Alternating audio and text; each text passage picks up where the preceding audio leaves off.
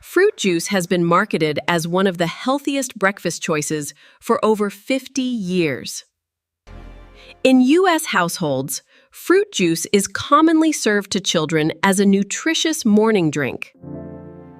A standard glass of orange juice contains approximately 26 grams of sugar, comparable to cola. This is Grocery Science. Today, we examine what happens to fruit between the tree and your glass.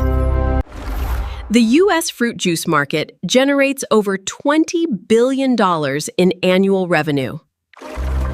For the first time, the 2025 dietary guidelines specifically recommended limiting 100% fruit juice.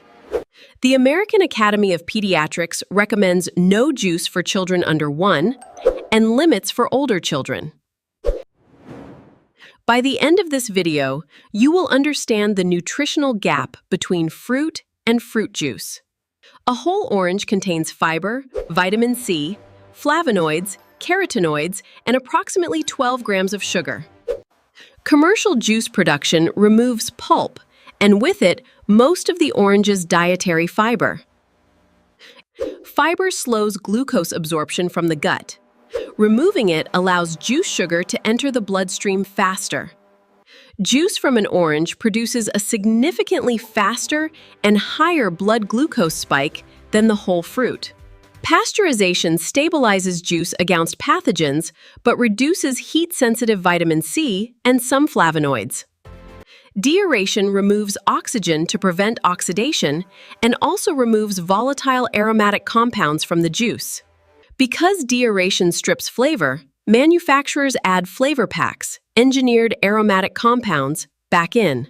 Flavor packs are derived from orange byproducts, but are highly processed and not listed on the ingredient label. Under FDA rules, flavor packs from orange do not require separate labeling in orange juice. Not from concentrate does not mean unprocessed. It describes the concentration step, not overall processing. Concentrated juice is reduced to syrup for shipping efficiency, then reconstituted with water and flavoring at bottling. Reconstituted concentrate tastes different from fresh juice. The volatile aromatics are further degraded. Cold-pressed juice skips heat pasteurization, retaining more vitamins and flavor compounds. Cold-pressed juice retains more nutrients but still lacks fiber and still delivers a concentrated sugar load. Orange juice is approximately half fructose, a sugar metabolized primarily by the liver. Unlike glucose, fructose does not trigger insulin or leptin, the hormones that signal satiety. Liquid calories from juice produce less satiety than equivalent whole fruit calories. Hunger returns faster. At high intakes, the liver converts excess fructose into fat through a process called de novo lipogenesis. High fructose intake from liquid sources is consistently associated with non-alcoholic fatty liver disease in research. A meta-analysis of multiple cohorts found juice consumption associated with increased type 2 diabetes risk. The same analysis found whole fruit associated with lower diabetes risk, the opposite direction. Research consistently finds people do not reduce solid food intake to compensate for liquid calorie consumption. 2 daily glasses of juice add approximately 200 calories with minimal compensation from reduced food intake.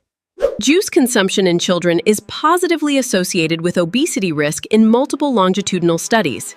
Solutions exist. Fruit juice is both acidic and sugar-rich, a combination that erodes dental enamel more than water plus sugar alone. The American Dental Association cites fruit juice as a primary driver of childhood dental erosion.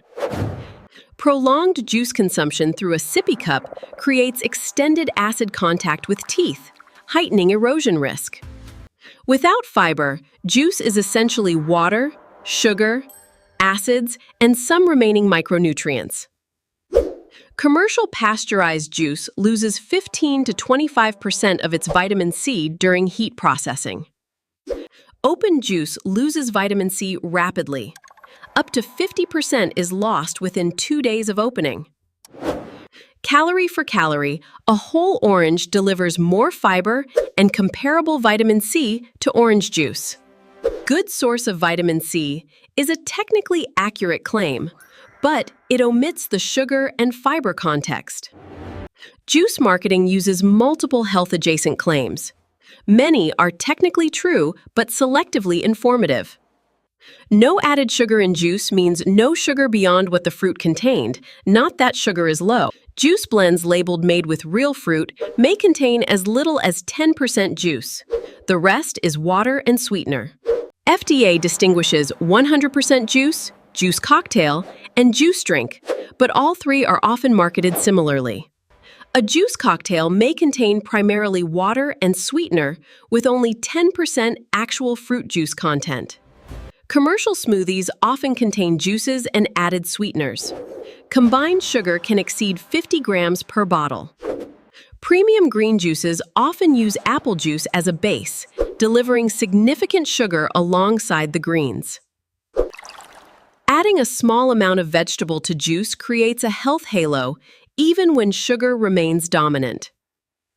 A child's daily fruit recommendation is most beneficially met with whole fruit, not juice. On juice labels, look past the front claims. Check the sugar grams per serving and the serving size. Many juice bottles contain nearly 2 servings. Consuming the whole bottle doubles the sugar intake. Vegetable-based juices like tomato and carrot generally contain less sugar and fewer calories than fruit juices.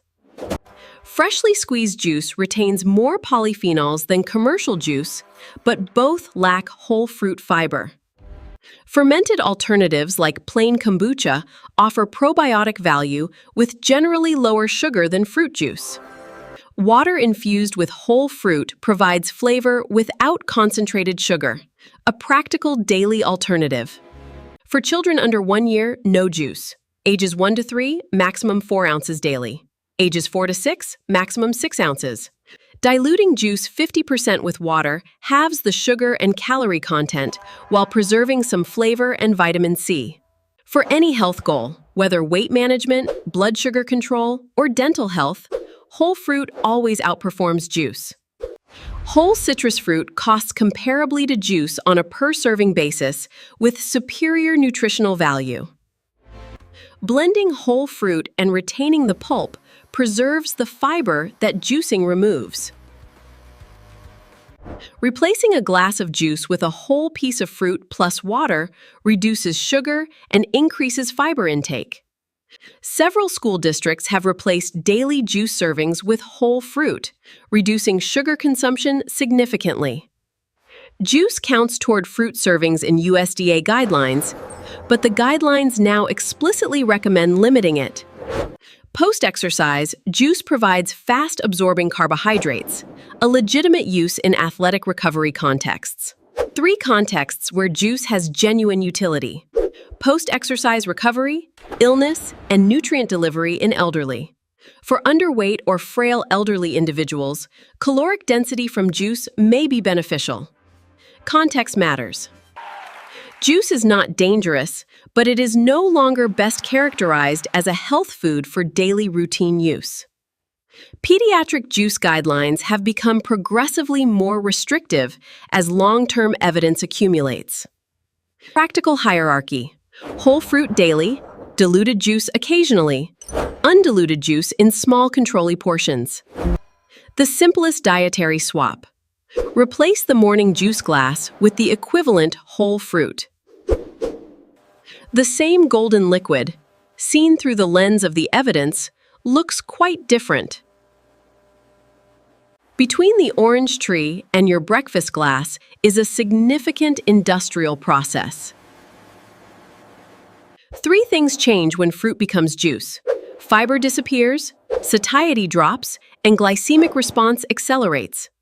Whole fruit is consistently associated with better health outcomes. Juice is not equivalent to whole fruit. The 2025 dietary guidelines explicitly state that whole fruit is preferable to juice. Juice illustrates how a genuinely healthy food like fruit can be marketed through a processed version. The further food travels from its whole form, the more the marketing tends to overstate its health value.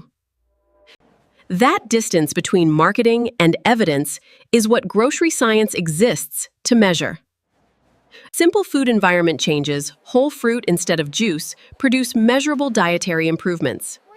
Internationally, pediatric guidance on juice is tightening.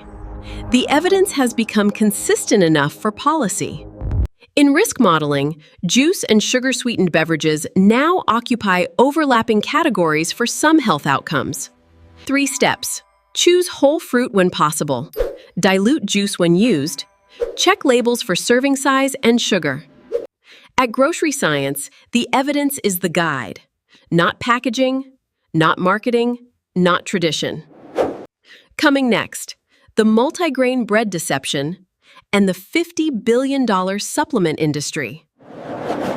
Subscribe for one evidence-based food investigation each week, delivered without sensationalism. Thank you for watching Grocery Science. Stay curious, stay informed.